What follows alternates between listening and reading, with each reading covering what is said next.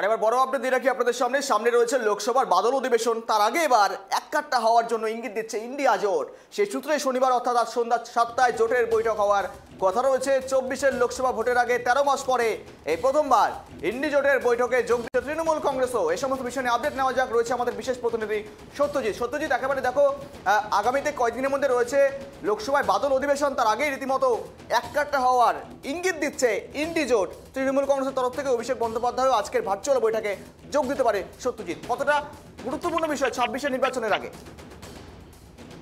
দেখো, তোমাকে প্রথমে বলে রাখবো 2024 লোকসভা নির্বাচন ঠিক আগে যে জোট তৈরি হয়েছিল এবং তার অন্যতম প্রধান কারিগর ছিলেন কিন্তু বিহারের মুখ্যমন্ত্রী জেডিইউ প্রধান নীতিশ কুমার, এবং তার ডাকে কিন্তু প্রথম বৈঠক হয় পাটনায়, এবং তারপরে যে ইন্ডিয়া জোট তৈরি হয় এবং সেই জোট কিন্তু 28টি দল অংশগ্রহণ করেছিল এবং তারপরেই হঠাৎ করে কিন্তু জোটের ফাটল ধরে নীতিশ কুমার বেরিয়ে যান, বেশ কিছু দলও কিন্তু বেরিয়ে যায় এবং তারপরে যে লোকসভা নির্বাচন সেই লোকসভা নির্বাচন এই জোটের মধ্যে ফাটল কিন্তু ধরা পড়ে। তার কারণ আম আদমি পার্টি বলো বা বিভিন্ন রাজনৈতিক দলের সঙ্গে কিন্তু আসন সমঝোতা হয়নি, তৃণমূল কংগ্রেসের সঙ্গে কিন্তু বাংলায় আসন সমঝোতা হয়নি, ফলে জোট নিয়ে একটা কিন্তু প্রশ্নচিহ্ন ছিলই।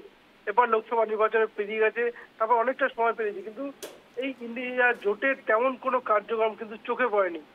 সামনেই বাংলায় 2026 বিধানসভা নির্বাচন এবং লোকসভায় যে অধিবেশন, সেই অধিবেশনের আগে বলা যায় বিরোধীরা একজোট হওয়ার কিন্তু একটা প্রয়াস শুরু করলো ইতিমধ্যে, এবং সেই যে জোটের বৈঠক, সে বৈঠকে ভার্চুয়ালি যোগ দেবে তৃণমূল কংগ্রেস, এমনটাই কিন্তু জানা আছে। কিন্তু তোমার সাথে যোগ করবো যে দিল্লির যে প্রাক্তন মুখ্যমন্ত্রী আম আদমি পার্টির প্রধান, আম আদমি পার্টি কিন্তু এই জোটে থাকছে না। এটা কিন্তু অত্যন্ত গুরুত্বপূর্ণ, কারণ আম আদমি পার্টি তারাও কিন্তু এই জোট তৈরির ক্ষেত্রে একটা বড় ভূমিকা নিয়েছিল। কারণ তুমি জানো, আম আদমি পার্টির মনীষ সিসোদিয়া জেলে ছিলেন, অরবিন্দ কেজরিওয়াল তিনিও জেলে ছিলেন, সঞ্জয় সিং কিন্তু আবগারি দুর্নীতিতে জেলে ছিলেন, ফলে একটা চাপ কিন্তু ছিল। কিন্তু এই বৈঠকে যে আম আদমি পার্টির জোট থেকে বেরিয়ে আসা বা বৈঠকে অংশগ্রহণ না করা, সেরকম একটা তাৎপর্যপূর্ণ।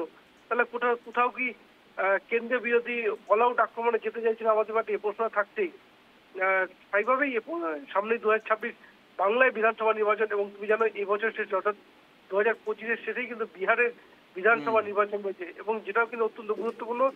বিহারে যে রাজনৈতিক দল আরজেডি বলো, তারা কিন্তু আইএনডিআই জোটের শরিক, ফলে এই সামনে যে দুই বিধানসভা নির্বাচন দুই রাজ্যে, এই কিছু মাথায় রেখে কিন্তু আজকের এই বৈঠক এবং সঙ্গে হয়েছে লোকসভার অধিবেশন। কিন্তু প্রশ্ন যে কতটা এই জোট সক্রিয় হতে পারে সেটাই এখন দেখার। দেখো, আজকে অভিষেক বন্দ্যোপাধ্যায় দীর্ঘ প্রায় 13 মাস পর তৃণমূলে যোগ দিচ্ছে। অর্থাৎ তুমি যেমনটা বলছো, লোকসভার আগে একটা বৈঠক হয়েছে, তারপর থেকে দেখা যায়নি আর সেভাবে। আর সেখানে দেখো, 25-এ যেমনটা বললে বিহারে বিধানসভা রয়েছে, তার আগে তৃণমূল কংগ্রেসের তরফ থেকে কি রণকৌশল রয়েছে, 26-এর বিধানসভা রয়েছে, তার আগে মূলত আজকের এই ভার্চুয়াল বৈঠক থেকে কি আলোচনা হতে পারে, রণকৌশলী কি ঠিক হতে পারে, কি জানা যাচ্ছে এই বিষয়ে, কোনো আপডেট? দেখো, আলোচনার অন্যতম প্রধান সেটা হচ্ছে লোকসভায় বলো বা রাজ্যসভায় সরকার পক্ষকে চেপে ধরা। এটাই কিন্তু বিরোধীদের এক নম্বর কৌশল হওয়া উচিত, এবং সেটাই কিন্তু বারবার হয়েছে।